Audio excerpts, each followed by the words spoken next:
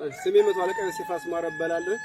የአማራ ፋኖ በወሎ ቤት አማራ የስልጠና መምሪያ ኃላፊ ነኝ። ከ03 7ኛ ወር 2017 ዓመተ ምህረት ጀምሮ የአማራ ፋኖ በወሎ ስልጠና መምሪያው ባወጣው የስልጠና ዕቅድ መሰረት በየትኛውም የአማራ ክልል እንዲሁም እንደ ኢትዮጵያ እንደ ሀገር ደረጃ የምትገኙ ወጣቶች በሙሉ ወደ አማራ ክልል ወሎ አካባቢ በመንጣት የአማራ ፋኖ በሚያወጣው ዕቅድ መታችሁ ይህ ስልጠና እንድትወስዱ ጥሪያችንን እናስተላልፋለን። ይህ አሁን የአማራ ሕዝብ በተለይ የአማራ ሕዝብ የተጋረጠብን የህልውና ትግል ነው።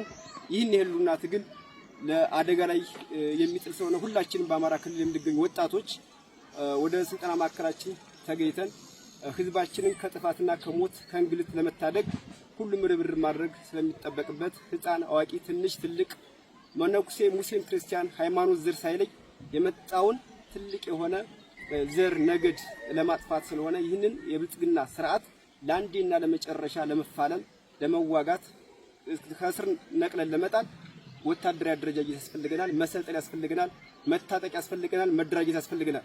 ስለዚህ ለመሰልጠን፣ ለመደራጀት፣ ለመታጠቅ ብቁ ወታደራዊ ስልጠና ስለሚያስፈልገን ሁሉም እንደ ሀገር ከተቻለም እንደ አማራ ክልል ሁላችሁም በስልጠና ማዕከላችን ተገኝታችሁ የውትድርና ስልጠናውን ወስዳችሁ በእግረኛም በኮማንዶም አቅማችሁ በፈቀደውና እድሜያችሁ በፈቀደው መሰረት ወደ ስልጠና ማዕከላችን መታችሁ ሰልጥናችሁ የዚህ ታሪካዊ ተቋዳሽ እንድትወዱ ስንል በአማራ ፋኖ በወሎ ስልጠና መምሪያ ስም ጥሪያችንን እናስተላልፋለን።